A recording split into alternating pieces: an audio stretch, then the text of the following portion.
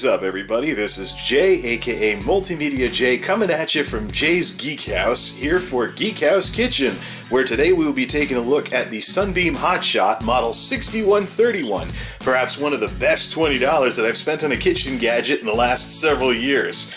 Now, recently my family got into a bit of an argument about whether Keurigs are worth it or not. Let's just say those never go well, because I'm usually on team no. I am not a fan of the high upfront cost, plus the high packaging cost, plus coffee makers with DRM. Yes, those folks have tried it. So, despite them being as popular as they are, I would much rather stick to a much simpler device like this hot water dispenser, quote unquote, right here. I bought this thing several years ago for $20. You can still find this thing for $20! So, and it's kind of interesting, of course, the promo material shows a little mug of hot cocoa down here, but believe me, you don't have to stick to just mugs for these things. So, yeah, anyways, if there's any one thing I don't like about this thing, it's that the control circuit for turning the thermostat on and off is next to the part that heats up. That strikes me as made to break. But maybe I shouldn't go saying those things, because I've had this thing for years now with no problems. It's a 1500 watt device, and, well, we're in the kitchen, so there goes the refrigerator. So, this is a 15 watt device, 15, don't we wish? 1500 watt device, so when the heating elements are going full blast, it's 1500 watts from the wall, so make sure that this thing's running all by its lonesome until your coffee, your tea, your cocoa is done, unless you have really, really, really good kitchen wiring. Not exactly anywhere close to an 1825 watt hairdryer, but definitely up there. For comparison, my George Foreman grill caps out around the 1000 watt mark, so yeah, anywho. So let's take a closer look at this thing here. So after a couple of years of ownership, it looks like the orange isn't as orange as it used to be. A little bit of fading going on. I got the black version, of course, because there's also a white version out there, but the problem is plastic will yellow as it gets older if it has the right chemicals in it, so I'm hoping this thing won't start looking ugly any sooner than it has to, versus those off-yellow whatevers out there. Then again, this stuff heats up and whatnot. Oh, look, the off is gone. I wore that away. Guess what side that I've been pushing the button on for all these years? Pop it open. There's some rings and markings from water stains from heating up and cooling down over the years, but it still works. I scrubbed the heck out of this with a magic eraser earlier, even right after it finished heating some stuff up.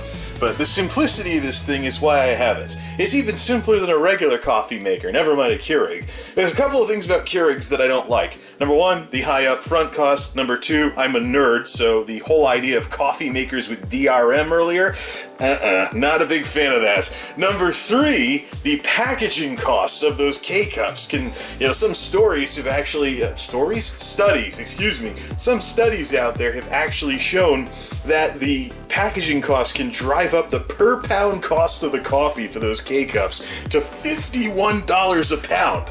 I can get Starbucks coffee for substantially less than that if I buy it by the pound. So yeah, it's just not a thing. But the thing that shocked me the most was when I went to Keurig's own website, and apparently the only way to clean those things is to buy some kind of cleaning solution of vinegar or something or whatever, run it through the tubing in those things, and hope that it cleans it.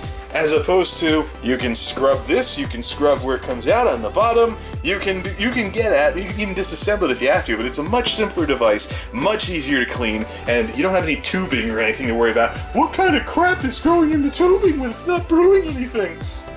I mean, think about it. Coffee makers, Keurigs, etc., with their tubing and stuff like that for the water heater, when they're not in use, the insides of those tubes are a moist, warm environment. What sort of stuff can grow in those kinds of environments? Yeah, I'd rather not talk about that sort of thing. So anyways, yes, we have ourselves our so-called hot water dispenser, but this is my go-to device for single-serve coffee, single-serve tea. Of course, you have to drink instant with this stuff. There's no real way to finagle a coffee filter to work in one of these things, but if you don't mind instant, and you don't mind drinking a decent chunk of tea, this is your thing. So, very simple device, and $20 all those years ago, and it still works.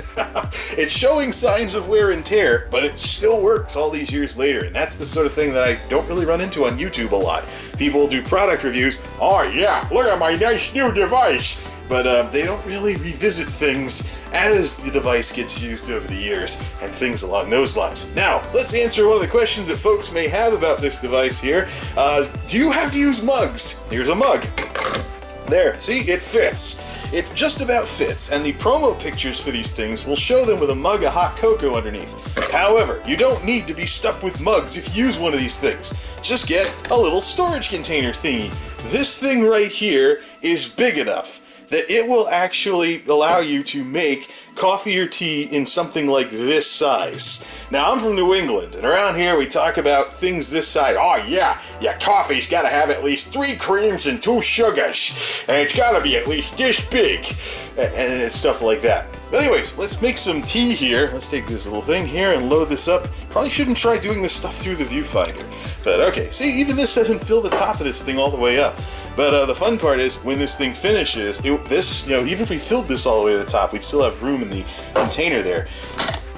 Let's just plug this thing in. I plug and unplug it every single time, because I'm paranoid like that, but...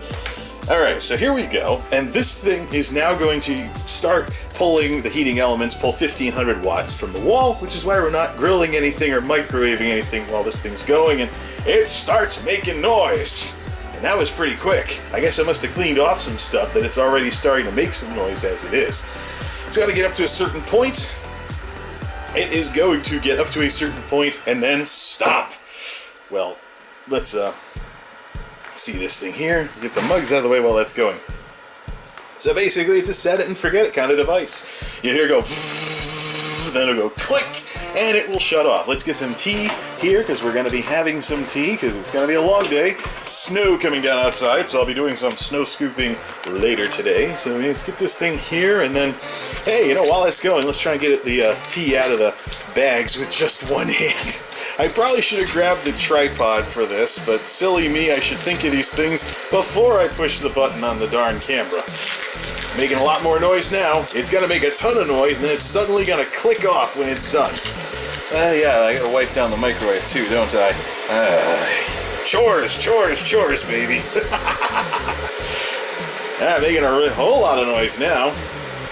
But yeah, again, $20 versus what do Keurigs go for these days? And this will be like a single serve. I could swap this tea for instant coffee easily, and have a big thing of coffee and not have to worry about, oh no, K-Cups ending up in landfills, or getting one of those homebrew K-Cup kits, or oh yeah, put your own stuff in a K-Cup like this.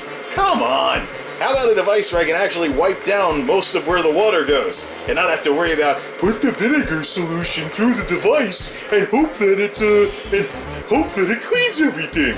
Then, you gotta cycle water several times, including the heating elements, to get the residue out of there, so that your next beverage doesn't have a hint of salad dressing taste in it.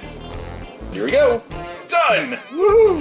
And this is the part, of course, where just hold down this thing, some little thingy inside that moves out of the way, and of course all the water will go down into our little storage container here, which lets us use lets us use cups and stuff that are normally way too tall for Let's get the tea bags out of the way here. Use stuff that's, of course, I also leave it open so it has a chance to dry afterwards and I don't get stuff in there.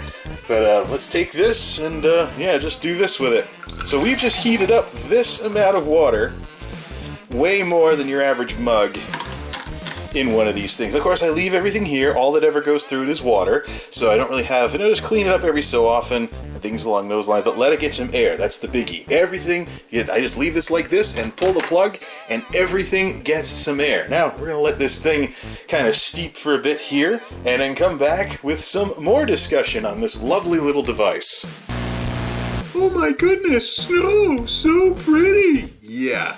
Everybody says that until they have to shovel it, plow it, snow blow it, drive in it, whatever. However, this should be a good antidote to all of that. Oh yeah, you're from New England. Your coffee or tea has to have a ton of cream and sugar.